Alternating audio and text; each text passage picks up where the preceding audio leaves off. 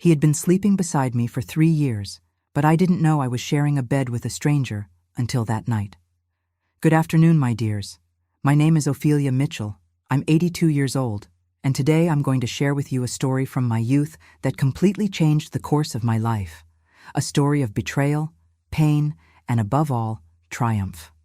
Before I begin, I'd like to ask you to like this video, subscribe to the channel, and let me know in the comments where you're watching from. It's always a joy to know that my stories reach so many different places. It was 1964, and I was just 21 years old. America was experiencing political turbulence with the civil rights movement, but in my small world, I only worried about being a good wife to Charles Freeman, whom I had married 3 years earlier, right after turning 18. We were what people called the perfect couple in our small town in Kentucky. I was a dedicated young woman who helped with household expenses through my sewing work, and he was a respected employee at the local railway station. Our house was simple but tidy. I woke up every day at 5 a.m. to prepare Charles's coffee before he left for work. Then I would clean everything and sit at my Singer sewing machine, a gift from my late mother. That machine was my breadwinner and my companion during the long afternoons.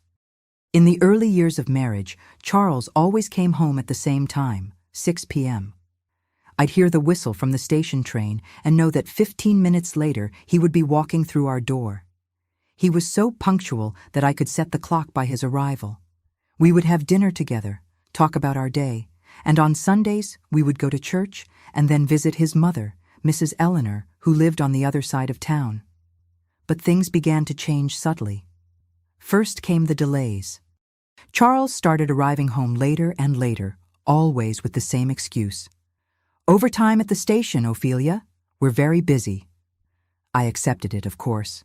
After all, extra money was always welcome for a young couple like us. Then I noticed the changes in his behavior.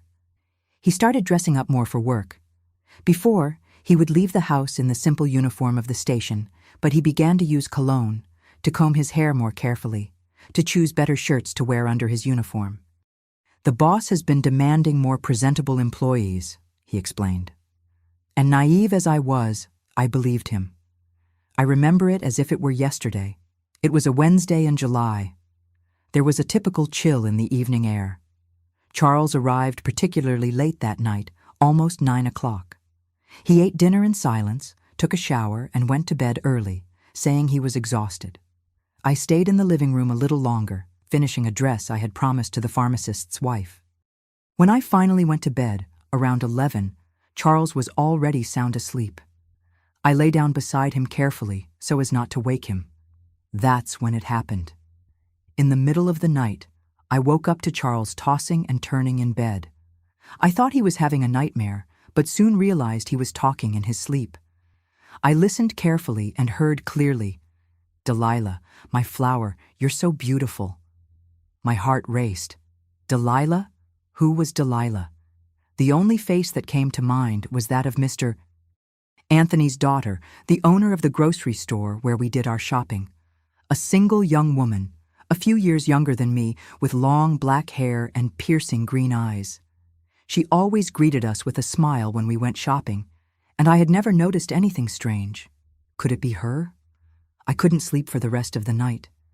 Thousands of thoughts ran through my head. I could be mistaken. It could be another Delilah, or it could just be a meaningless dream of Charles, but something inside me knew there was more to this story. The next morning, I prepared coffee, as I always did, but my heart was heavy. Charles didn't seem to notice anything different. He kissed my forehead before leaving, as he always did, and promised not to be late. As soon as he left, I collapsed in tears at the kitchen table. After crying for almost an hour, I dried my tears and decided I needed answers. I wouldn't confront Charles yet, not without being sure. I began to observe patterns more closely. In the weeks that followed, I noticed that he always managed to stop by Mr. Anthony's grocery store alone. Before, we would do the shopping together on Saturdays, but now he would always say, "Don't worry, Ophelia, I'll stop by after work and bring what we need." One day I took courage and decided to follow my intuition. I told Charles I was going to visit my sister Constance in the neighboring town and that I would return only in the late afternoon.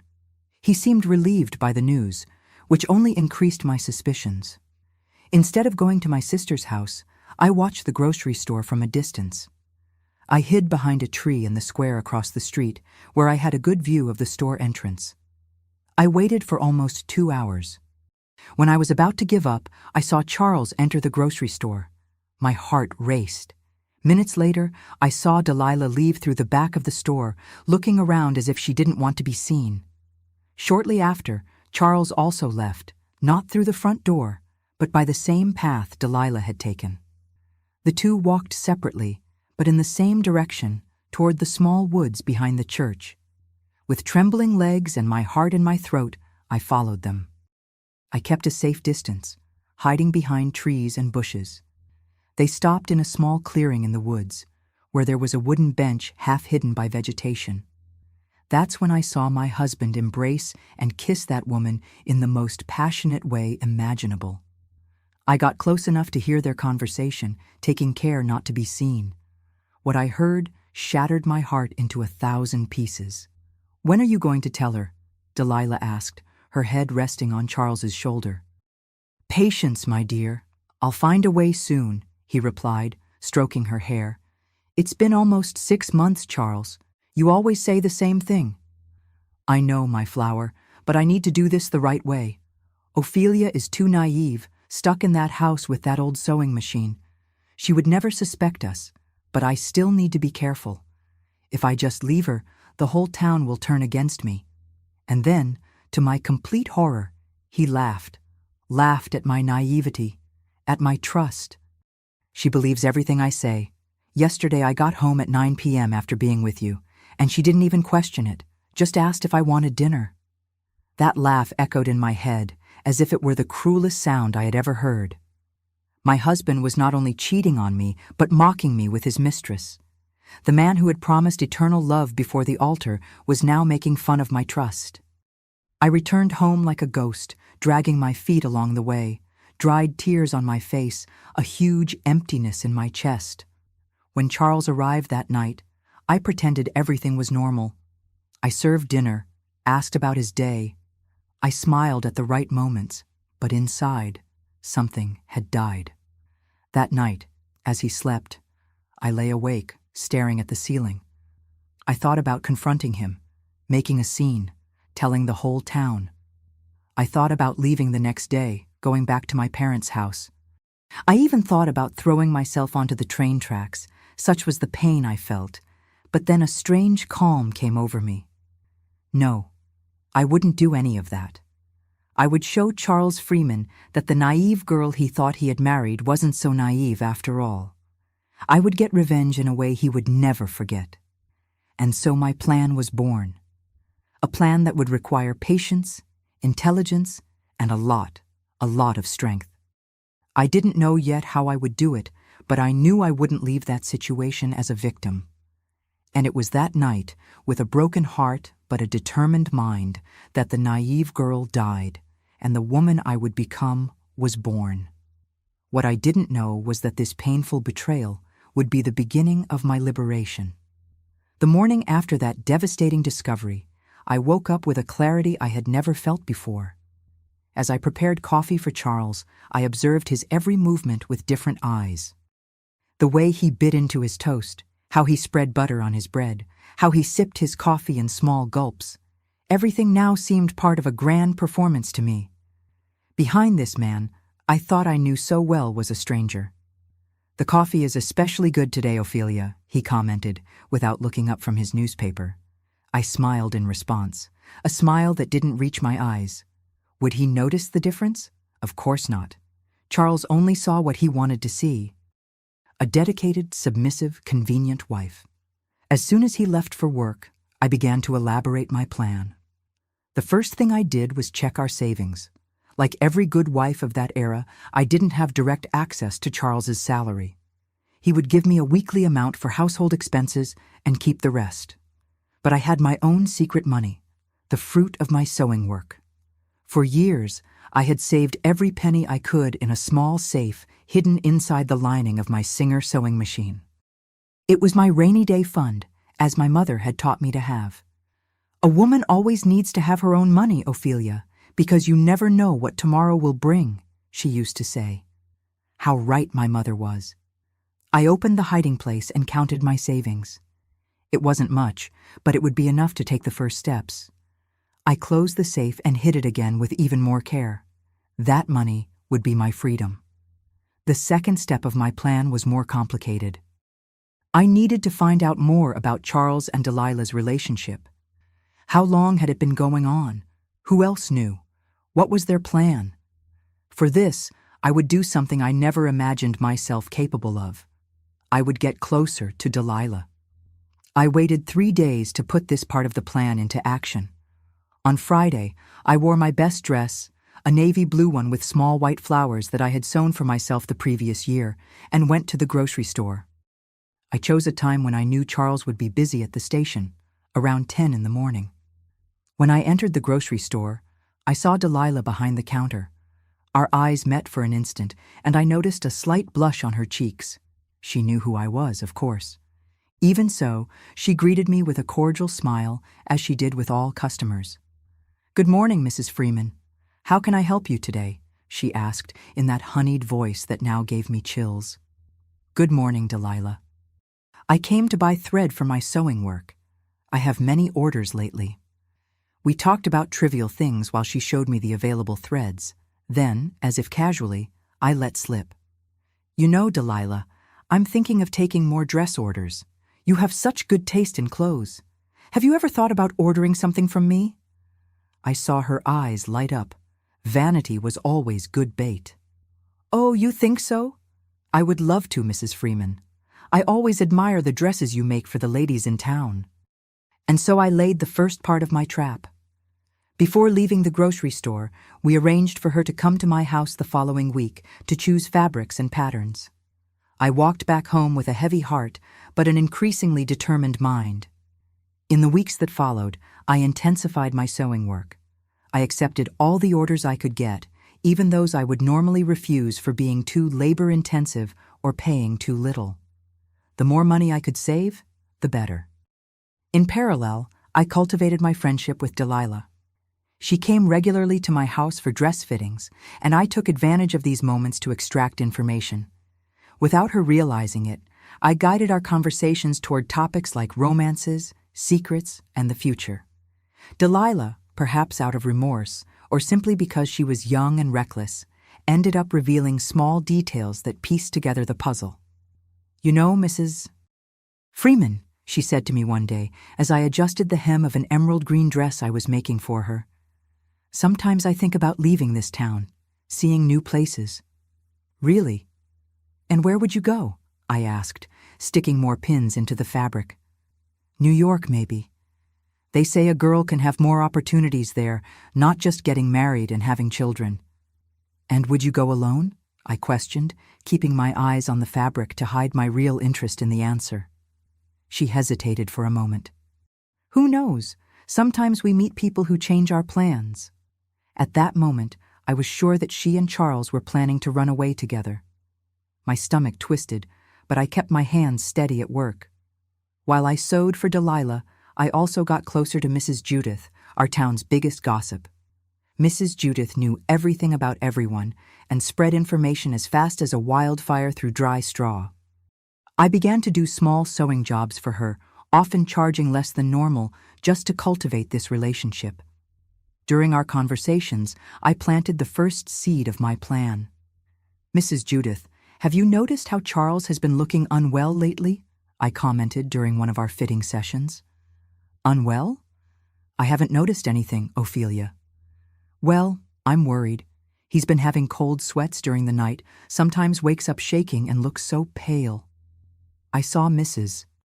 Judith's eyes widen with interest. Nothing excited the town gossip more than a new and juicy topic. Could it be something serious? Has he been to Dr. Arthur? "Not yet. He's so stubborn. Says it's nothing, that it will pass soon, but I'm really worried. His brother, the one who lived in Louisville, you know, died young with similar symptoms." Charles didn't have a brother in Louisville, of course, but Mrs. Judith didn't know that and wouldn't bother to verify. Even before I left her house, I could imagine how that information would spread throughout the town. In parallel, I continued with my savings. Every penny I earned from sewing, I meticulously saved. I started buying less food, mending my own clothes instead of making new ones, saving on small luxuries I used to allow myself, like a scented soap or a hair ribbon. Charles, absorbed in his affair with Delilah, barely noticed these small changes. When he asked why I hadn't bought this or that, I would answer with a half-truth. Prices are so high, dear. I'm trying to save. The third part of my plan involved my sister Constance, who lived in New York City. Constance was 5 years older than me and had moved to the big city after marrying an accountant. Through carefully written letters so that Charles wouldn't suspect if he read them, I asked for information about what life was like in the big city, what opportunities existed for a skilled seamstress like me. Constance responded with enthusiasm. New York was growing rapidly. There were many clothing factories hiring, and with my talent, she was sure I would find work quickly. "If you want to come, you can stay with us until you get settled," she wrote, without asking questions about the reason for my sudden interest. As the months passed, rumors about Charles' mysterious illness spread throughout the town, thanks to Mrs. Judith's sharp tongue. I noticed how some people began to look at him with pity or curiosity when they saw us together at Sunday church or shopping. Charles, confused by those looks, came to ask me if something strange was happening.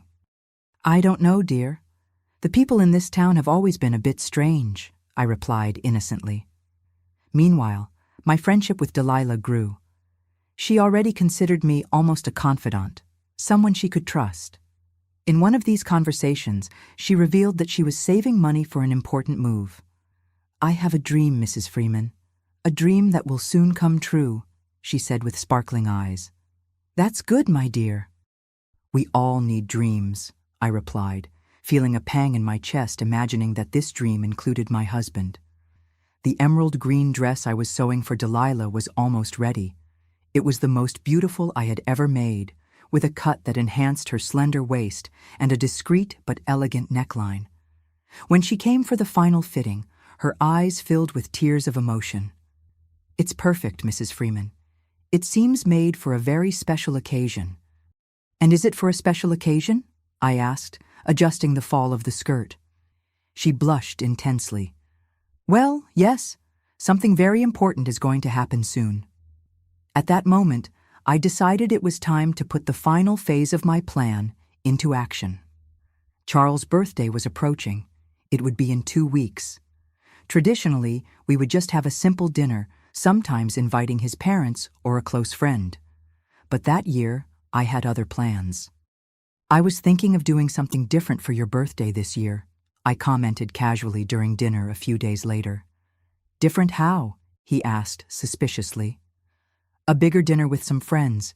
It's been a while since we had anyone over." To my surprise, he accepted the idea easily. "Sounds good. Who were you thinking of inviting?" I listed some names: colleagues of his from the railway station, neighbors, his best friend, August. And then, as if it were nothing, I added, "I was also thinking of inviting Mr. Anthony and his family. They always treat us so well at the grocery store." I saw a flash of concern in Charles's eyes, which quickly disappeared. "Sure, why not?" he replied, trying to seem disinterested. In the days leading up to the party, I intensified my preparations. Not just the visible ones, the food, the house arrangements, the invitations, but also the invisible ones, those that were part of my secret plan. I sent an urgent letter to my sister Constance, confirming that I would be going to New York. I bought a train ticket for the day after Charles's birthday. I packed a small suitcase with my most essential clothes and few valuables, hiding it at the bottom of the closet, under blankets we didn't use in the summer. On the eve of the birthday, I made one last test with Delilah. "So, will you wear the green dress tomorrow?" I asked when she came to pick up the finished piece. "Tomorrow?" She seemed confused. "Yes, for Charles's birthday. You received the invitation I sent to your parents, didn't you?" I saw panic cross her face like a storm cloud. "Oh yes, of course, but I don't know if we can make it. Father has been so busy with the grocery store." "What a shame. But if they can't come, you could come representing the family. Charles would be so happy." She gulped, not knowing how to refuse without seeming rude. I'll see what I can do, Mrs. Freeman." That night, I slept soundly for the first time in months. All the pieces were in place. The stage was set.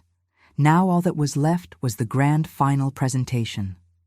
The day of Charles's birthday dawned with a cloudless blue sky, one of those perfect days that seemed taken from a postcard.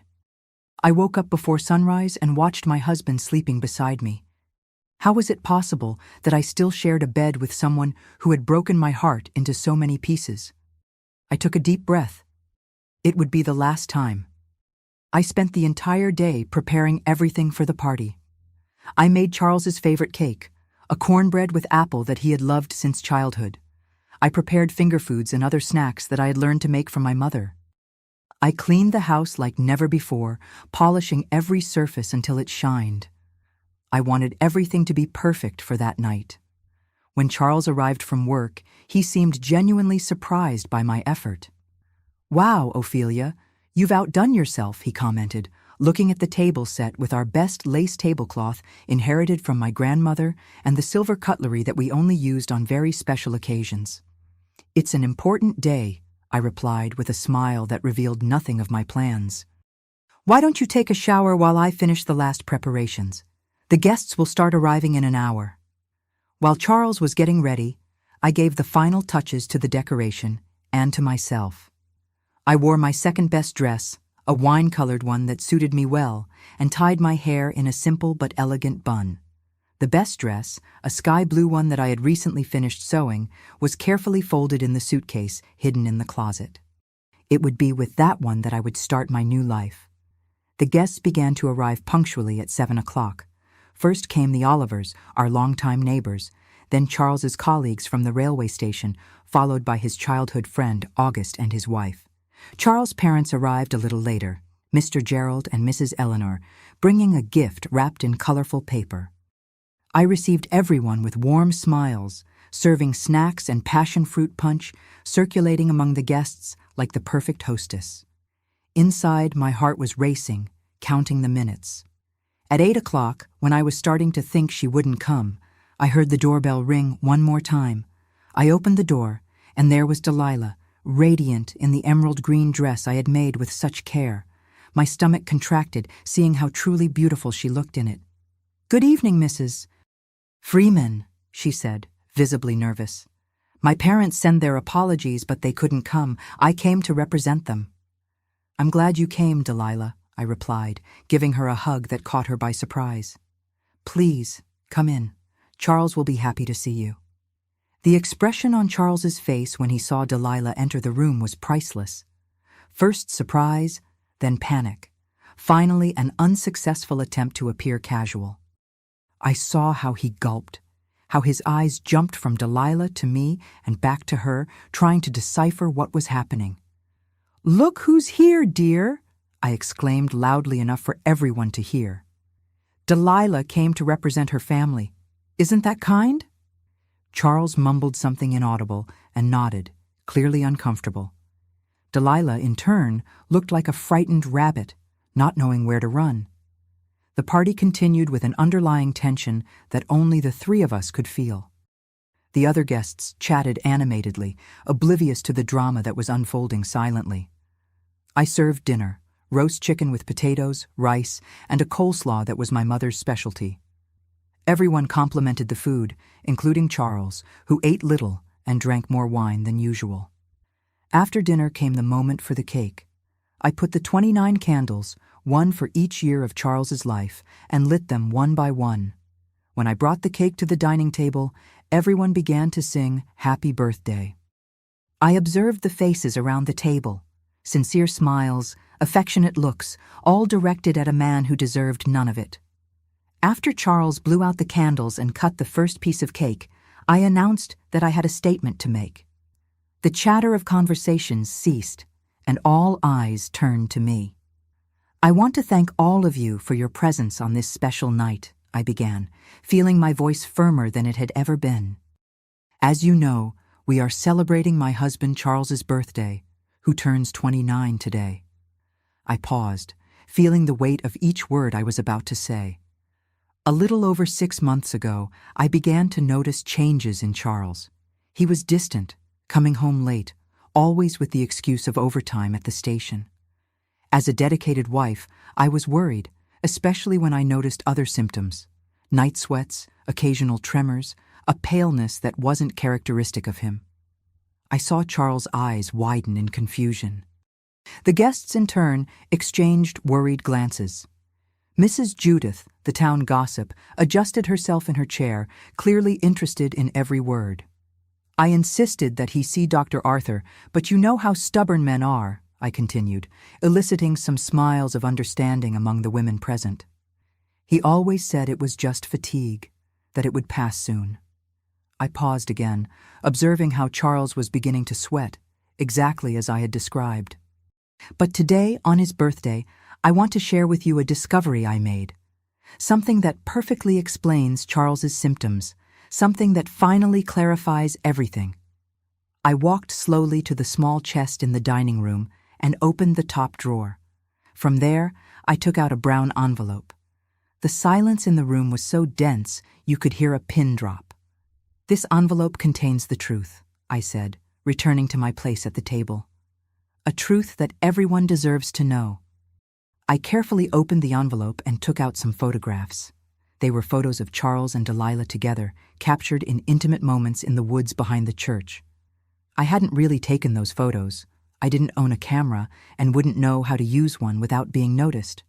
They were, in fact, quite realistic drawings that I had commissioned from an artist in a neighboring town, based on the detailed descriptions I provided.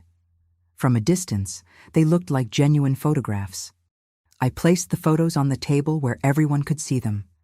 There were gasps of surprise, some murmurs of indignation.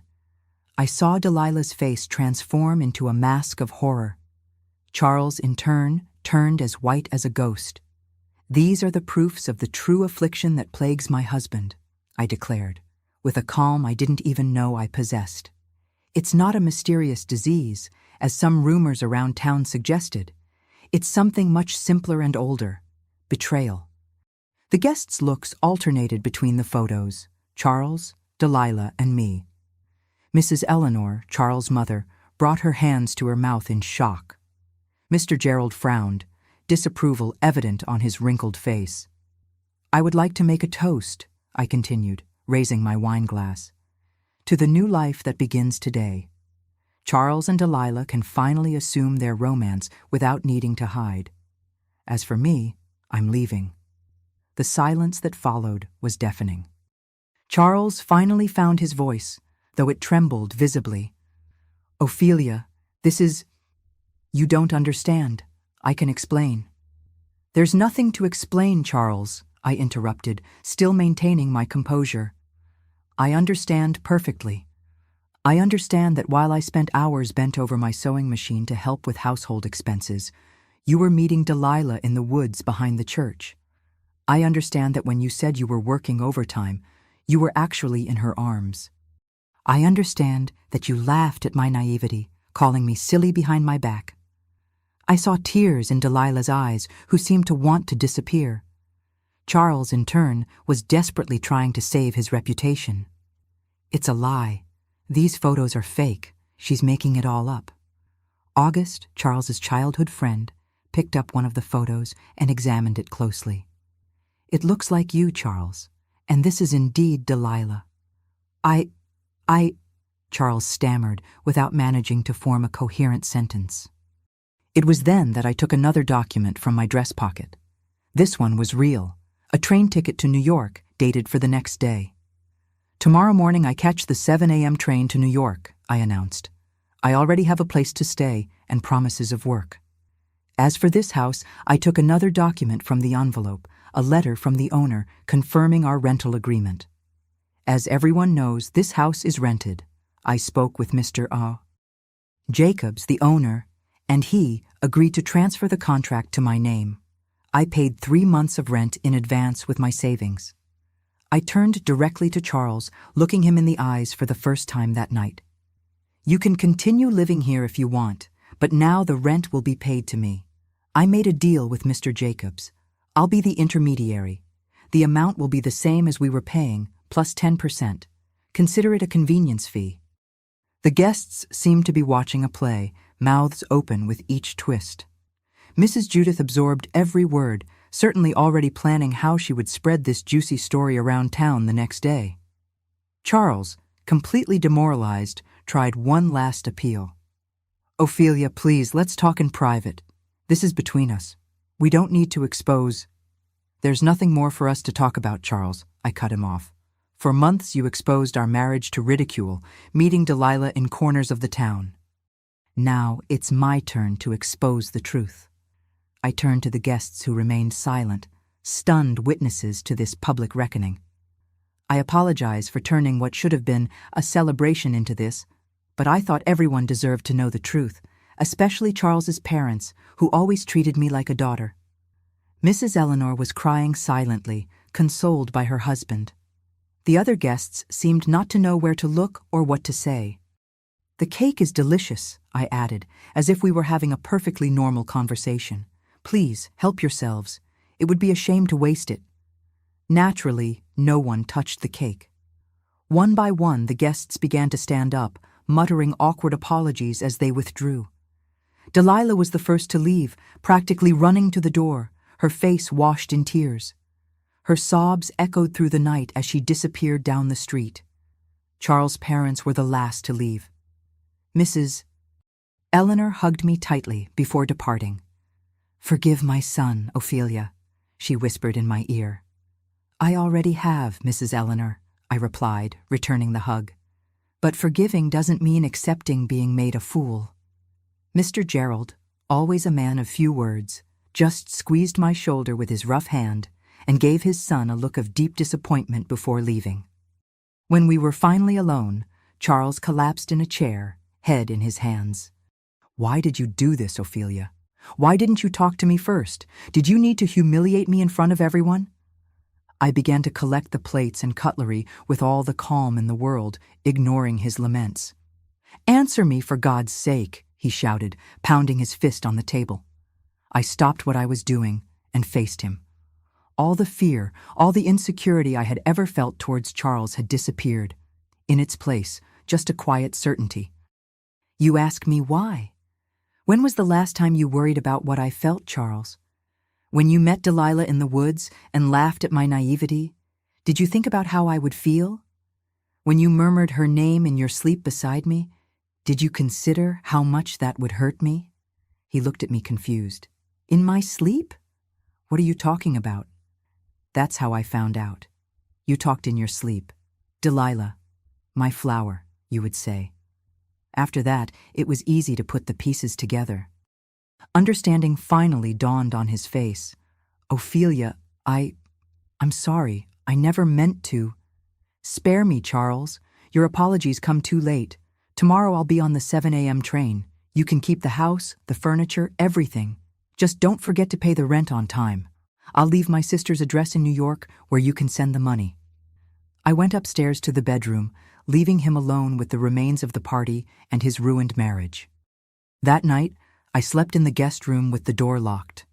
For the first time in months, I slept deeply, without nightmares, without waking up startled in the middle of the night. The next morning, I woke up before dawn. I took my already prepared small suitcase, my Singer sewing machine, and left without making noise. I don't know if Charles was awake, if he heard my soft steps down the hallway. I didn't look back to find out. I walked to the station with the first light of day illuminating my path. Each step took me away from the naive girl I had been and brought me closer to the woman I was becoming. A woman who would no longer accept being betrayed, humiliated, or underestimated. The train arrived punctually at 7 a.m. As I boarded, I felt a mix of fear and excitement. What awaited me in New York? Would I really be able to rebuild my life? Only time would tell. But one thing I knew for sure, that Ophelia, who accepted everything quietly, who bowed her head in the face of injustice, had been left behind, along with the wine-colored dress I wore the night before. Beside me, only my faithful sewing machine, some clothes, and an unshakable determination to write a different story for myself. Arriving in New York was like entering another world. As the train slowed down, approaching Grand Central Station, I looked out the window and saw the city extending in all directions, imposing, noisy, full of life. A human anthill that never slept, so different from the quiet little town I had left behind. My sister Constance was waiting for me on the platform, along with her husband Theodore. When she saw me get off the train carrying my small suitcase and the Singer sewing machine, Constance ran to hug me. We hadn't seen each other for almost 2 years since she had visited our town for our mother's funeral. "Ophelia, my sister, how happy I am to see you," she exclaimed, squeezing me in her arms. When she pulled back to look at me better, I noticed the concern in her eyes. "Is everything okay? Your letters were so vague." "It is now," I replied, forcing a smile. "I'll tell you everything calmly when we get to your house." Theodore took my suitcase and the sewing machine, commenting on the weight. "Wow, Ophelia, what do you have in here? It seems like you brought rocks as souvenirs." "Just some fabrics and my work tools. I didn't want to come empty-handed to a new life." We boarded a bus that would take us to Greenwich Village, where my sister lived. During the journey, I observed in wonder the tall buildings, the busy streets, the colorful shop windows.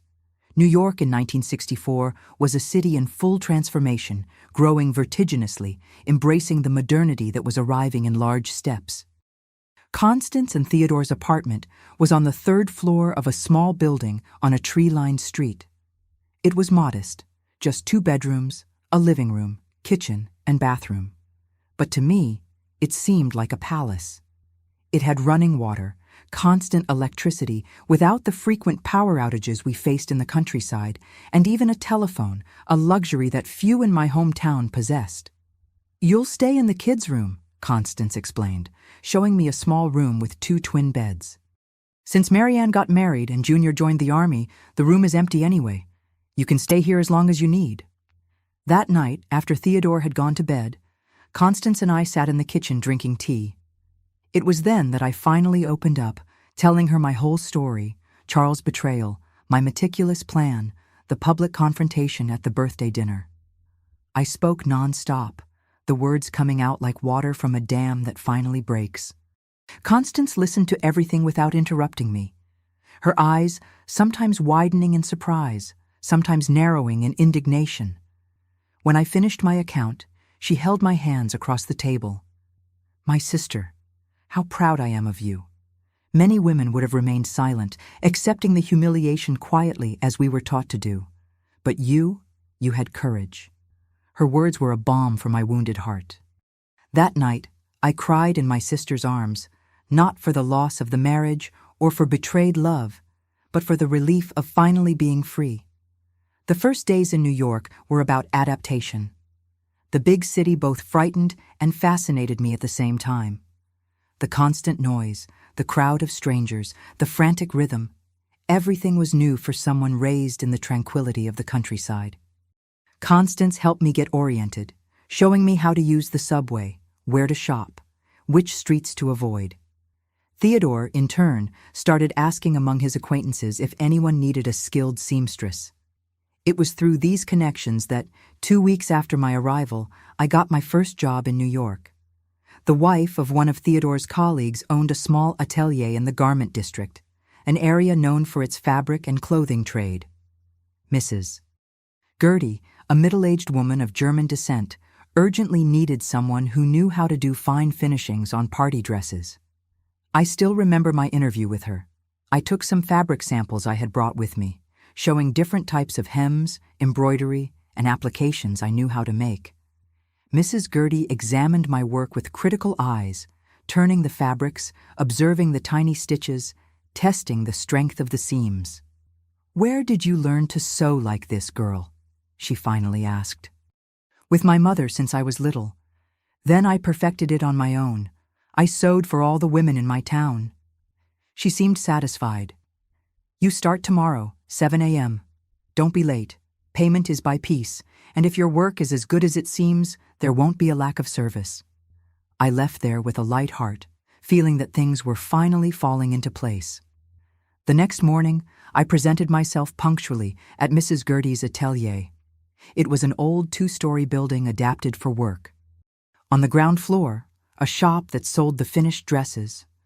On the upper floor, the workshop where 5 women worked on sewing machines in rows next to the window to take advantage of the natural light. Mrs. Gertie introduced me to the other seamstresses, Nancy, Julie, April, Irene, and Zoe, and showed me where my machine would be. To my surprise and joy, it was a brand new Singer, much more modern than mine. "This machine does chain stitch, zigzag, and even automatic buttonholes," she explained. "Can you operate it?" I looked at that technological marvel with a mix of apprehension and fascination. "I think so. Give me a day to practice, and soon I'll be familiar with it." The other seamstresses received me with kindness, especially April, a girl from Georgia who, like me, had left her homeland to start over in New York. In the first days, she patiently helped me with the new machine, showing me its secrets and tricks. The work was arduous, long hours bent over delicate fabrics, doing meticulous finishes, correcting cutting errors, transforming designs into real pieces.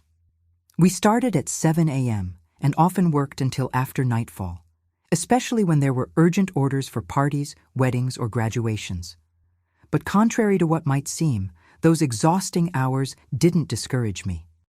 On the contrary, each finished dress, each compliment from Mrs. Gertie, each satisfied customer who came back to place new orders filled me with a feeling of fulfillment that I had never experienced before.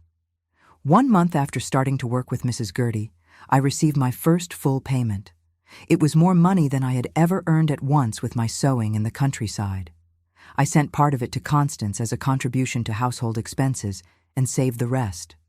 I was determined to save enough to one day have my own place. It was during this time that I received the first letter from Charles. I immediately recognized his handwriting on the envelope, and my heart gave an involuntary leap. For a moment, I hesitated to open it, fearing that its contents might shake the new stability I was beginning to build. But curiosity spoke louder. The letter was a mix of apologies, laments, and pleas. Charles said he was sorry, that he had made the biggest mistake of his life, that Delilah had abandoned him right after the dinner incident, that the entire town now treated him with contempt. He recounted that he had lost his job at the railway station because the boss didn't want a man of questionable character working there. He begged me to return, promising that it would be different, that he truly loved me. At the end of the letter, almost as a secondary detail, he mentioned that he had left the house where we lived and moved to a boarding house room, as he couldn't afford the rent alone. He asked where he should send the things I had left behind. I read the letter twice, and then burned it in the kitchen stove, watching Charles' words turn to ashes. I didn't feel anger or sadness or even satisfaction at his difficult situation. I felt simply nothing. It was as if that chapter of my life was already definitively closed. I didn't respond to Charles's letter, nor to several others that followed in the subsequent months. Eventually, they stopped coming. Meanwhile, my life in New York flourished in ways I could never have imagined. After 6 months working at the atelier, Mrs. Gertie called me for a private conversation. "Look," she said, as we had coffee in her small office at the back of the shop. "I'm very satisfied with your work. You have a rare talent, not just for executing, but for creating. I've seen your drawings, the models you sketched during lunch." I blushed in embarrassment. I didn't know my little sketches had been noticed. During breaks, I liked to draw dresses, imagining new styles, different from those we made at the atelier. "Don't be embarrassed, girl. That's exactly why I called you. I have a proposal for you." Mrs. Gertie's proposal would change my life. She wanted me to start designing exclusive models for the atelier. They would be more expensive pieces aimed at a select clientele seeking originality. In addition to a fixed salary, I would receive a percentage of each dress sold based on my designs. "And there's more," she continued with a sparkle in her eyes. "I'm getting old, Ophelia. My children aren't interested in the business. Michael is a lawyer. Catherine is a teacher. One day, not too distant, I'll want to retire. If everything goes well with this new line, who knows, you might become my partner in the future." I left that meeting floating with happiness. For the first time since arriving in New York, I allowed myself to dream big, not just of survival or independence, but of true success. The following months were of intense work. During the day, I continued with my regular tasks at the atelier. At night, in the small room at Constance's house, I designed new models by the light of a lamp, inspired by the fashion magazines that Mrs. Gertie lent me, French and Italian publications that showed the latest European trends. The first collection I designed, just 5 dresses, was launched in the spring of 1965. To my surprise and joy, all the pieces were sold in less than 2 weeks. The clients, women of the New York elite, were enchanted by the models that combined European elegance with an American touch, adapted to our climate and local taste. The success of this first experiment encouraged us to continue. Soon, the Ophelia line, as Mrs. Gertie decided to call it, became the main attraction of the atelier. We hired more seamstresses to handle the growing demand, and I was officially promoted to designer with a small room of my own to create. It was during this time, with my financial situation increasingly stable, that I finally realized another dream. I moved into my own apartment. It was a modest place in the same Greenwich Village neighborhood, not far from Constance's house. But it was mine. My name on the lease, my choices in decoration, my space to call home. I remember the first night in that apartment. After Constance and Theodore helped me with the move and said goodbye, I was alone, sitting in the small armchair I had bought secondhand. I looked around at the freshly painted light yellow walls, at the curtains I had sewn myself, at the few simple but cozy pieces of furniture. A wave of emotion invaded me, so strong that it made me cry. They weren't tears of sadness, but of deep gratitude and amazement. How was it possible that that young seamstress from the countryside, betrayed and humiliated, had transformed into this independent woman, respected for her talent, living in her own home, in the biggest city in America? Life had mysterious ways of leading us along unexpected paths. That night I wrote a letter, not to Charles, but to myself. A letter that I would keep and reread years later to never forget the journey traveled. Dear Ophelia of today, never forget the path you traveled to get here, the pain you felt when discovering the betrayal, the courage you had to leave everything behind, the fear you faced when arriving in an unknown city. Never forget the nights of doubt, the days of exhausting work, the small victories that brought you to this moment. You thought that Charles's betrayal had destroyed your life, but in fact, it liberated you. It liberated you to discover a strength you didn't know you possessed, a talent that would have remained dormant in the safe but limited routine of your previous life. Don't keep resentment in your heart, not for Charles, not for Delilah, not even for the fate that seemed cruel at first. Without them, without the pain they caused, you wouldn't be here now. And here is exactly where you should be.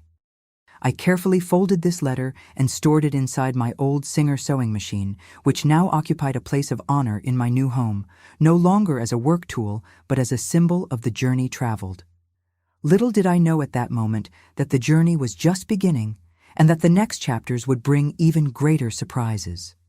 Time in New York began to pass differently, faster, more intense, full of events that succeeded one another at a pace that constantly surprised me. 1966 arrived, and with it a significant change in my professional life. Mrs. Gertie, true to her word given months before, offered me a partnership in the atelier. 30% to start, she said, as we signed the papers in the accountant's office. But if we continue growing at this rate, soon we'll be equal partners. The name of the shop changed from Gertie's Atelier to Gertie and Ophelia's Atelier. A new, elegant sign was installed on the facade, and we made a small renovation inside, expanding the fitting space for clients and modernizing the showcase. To celebrate, We launched a special collection of party dresses inspired by the vibrant colors and forms of American landscapes. Success came quickly. Our clientele grew every month, attracted by the exclusive designs and impeccable finishes.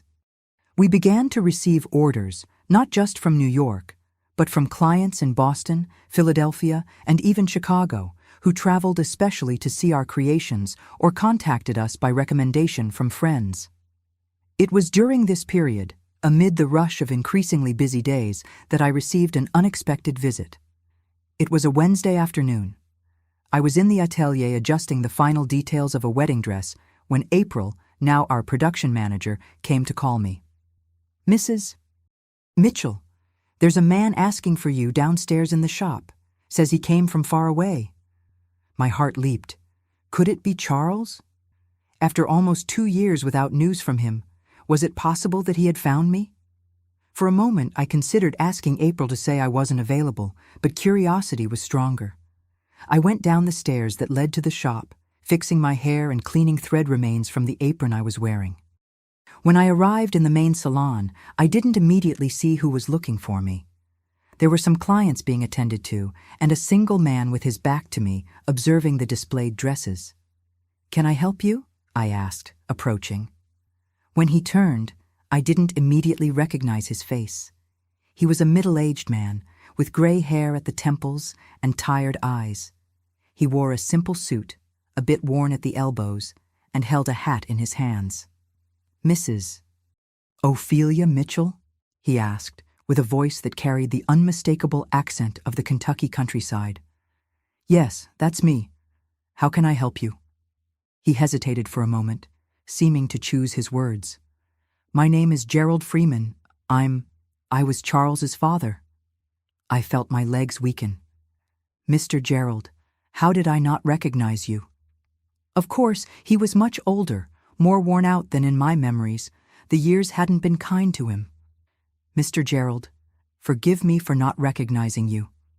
Please, come with me." I took him to the small room in the back that we used for meetings. I offered coffee, which he accepted with a nod. While serving the cups, my mind was buzzing with questions. Why would he be here? What did he want from me after so long? "You came from so far away," I commented, trying to break the awkward silence. "How did you find me?" "Your sister, Constance, isn't it? She maintained contact with some acquaintances in town. When she learned I was coming to New York for medical treatment, she gave me your address." I nodded, waiting for him to continue. Mr. Gerald took a long sip of coffee, as if seeking courage in the depths of the cup. "Mrs. Mitchell, I came here because I have a message for you. It's about Charles." My heart raced. "Is he well?" A sad smile crossed the old man's wrinkled face. "No, my child, Charles is not well. In fact, he passed away 3 months ago." The news hit me like a punch to the stomach. Charles dead. The man who had been my husband, who had shared my bed for 3 years, with whom I had dreamed of building a family, no longer existed. It was difficult to process. "How?" "Ah," was all I managed to ask. "Pneumonia. It started as a flu, but he let it advance too much before seeking the doctor. He was always stubborn, you know. When he finally went to Dr. Arthur, both his lungs were already compromised.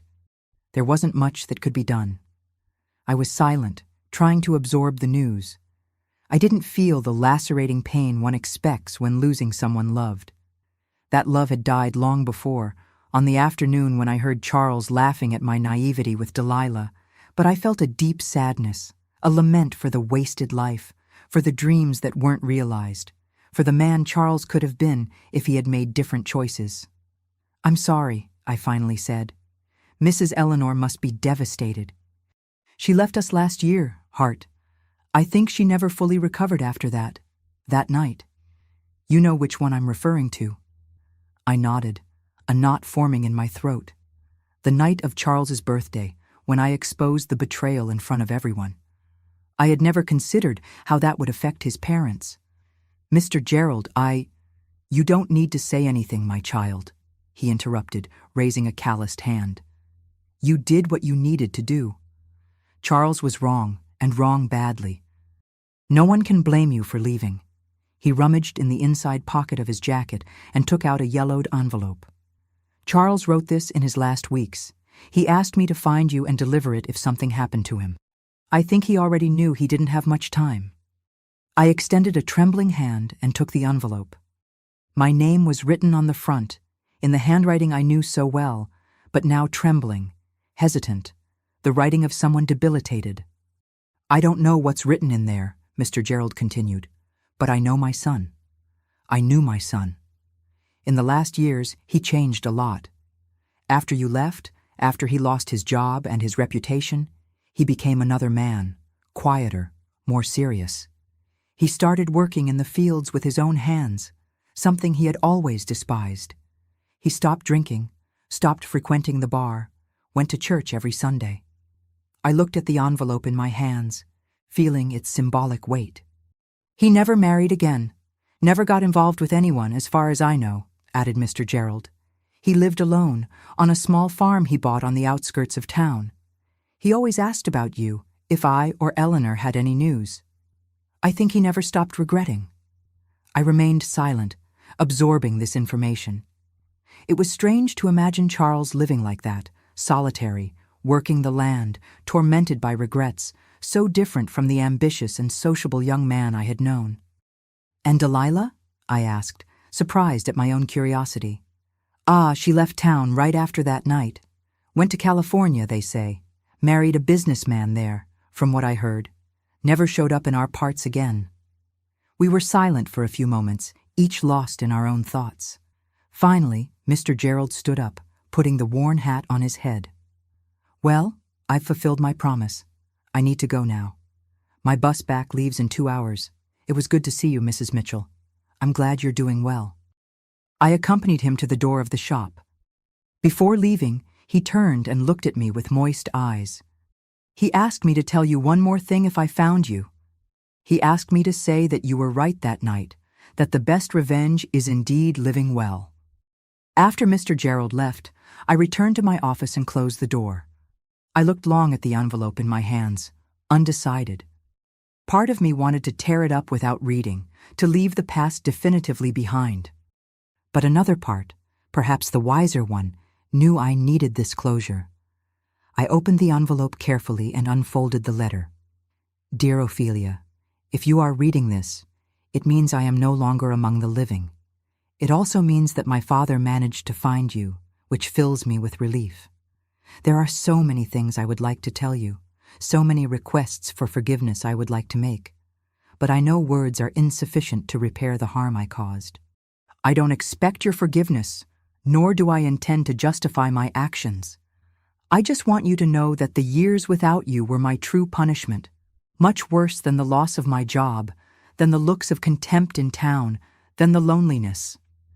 Each day I woke up thinking about how it would be if I had made different choices, if I had valued the extraordinary woman I had by my side instead of seeking empty thrills in the arms of another.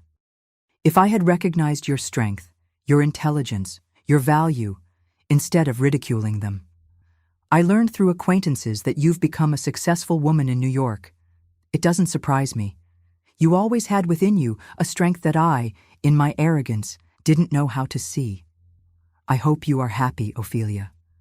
I hope you have found someone who values you as you deserve, who sees in you everything that I wasn't capable of seeing. And I hope that from time to time, in some corner of your memory, you can remember the first years of our marriage, not with bitterness, but with the gentleness that was always part of your nature. Goodbye, my Ophelia, who was never really mine, Charles." I folded the letter slowly, tears silently streaming down my face. I wasn't crying for lost love, nor for longing. I was crying for the tragedy of human life, for the paths we take and cannot undo, for the regrets we carry until the end. I kept the letter in a box where I maintained important memories, along with my first contract as a partner, the first advertisement for the atelier in a New York newspaper, the letter I had written to myself on that first night in my apartment. That unexpected visit from Mr. Gerald and Charles's letter made me reflect deeply on the direction my life had taken. I realized that, despite the initial pain, Charles's betrayal had been an essential turning point. If it weren't for that painful discovery, perhaps I would still be in that small town in the countryside, sewing dresses for the wives of local merchants, accepting a life smaller than what I could have. In the months that followed, I immersed myself even more intensely in work. Gertie and Ophelia's atelier continued to prosper, and we began to consider opening a second shop, this time in the Upper East Side, an elegant New York neighborhood where our most affluent clientele resided. It was during the search for a commercial location in that area that I met August Mitchell. He was a real estate broker specializing in high-standard commercial properties. A tall man with an elegant bearing, prematurely gray hair, and a captivating smile. Widowed for 5 years, father of a 10-year-old girl named Lucy. Our relationship began strictly professional. August showed us various properties, patiently explaining the advantages and disadvantages of each one, advising us on the best contracts, negotiating favorable conditions with the owners. I was impressed by his honesty and professionalism, qualities I had learned to value after my experience with Charles. After we finally chose the perfect location for our new shop, a renovated old house on Madison Avenue, August invited me for coffee to celebrate closing the deal. I accepted without thinking much, seeing it just as a professional courtesy. But that coffee extended for hours. We talked about everything: my trajectory since arriving in New York, his work as a broker, the daughter he had been raising alone since his wife's death from cancer, our literary tastes. We discovered a shared passion for Hemingway, our vision of the city that was growing visibly. When we said goodbye, it was already night. August asked, with a shyness that contrasted with his generally confident posture, if we could meet again. Just to continue our conversation, he quickly added. I hesitated. Since Charles' betrayal, I had built walls around my heart. I had focused so much on my independence, on my professional growth, that I practically excluded the possibility of a new relationship. There had been some suitors over the years, of course. New York was full of single or widowed men who didn't mind a divorced woman, especially one with her own business. But I always found excuses to keep them at a distance. Something about August, however, sparked my curiosity.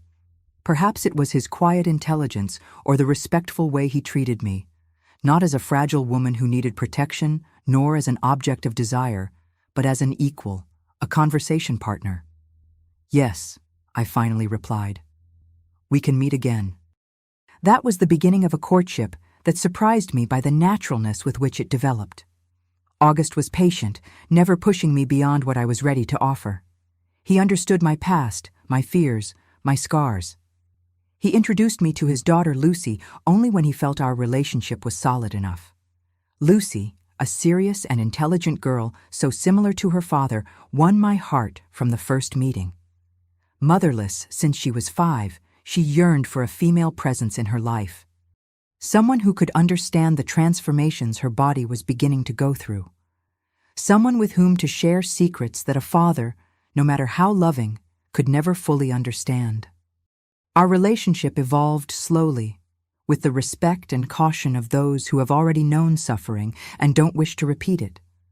August never mentioned marriage, understanding that this word carried painful connotations for me. Instead, he talked about building a life together, about forming a family, expressions that didn't provoke bitter memories.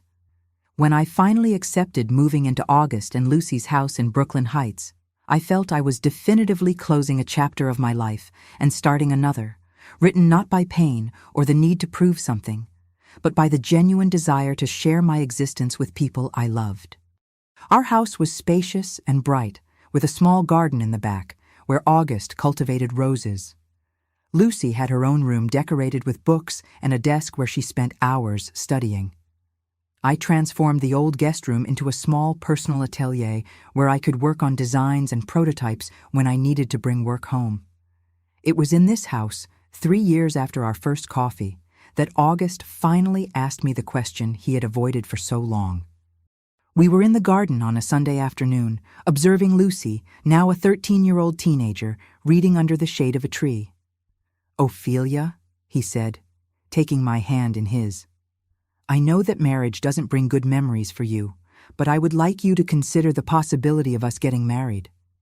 Not for social convention, not for family pressure, but because I want Lucy to have the security of knowing you will legally be part of our family, whatever happens."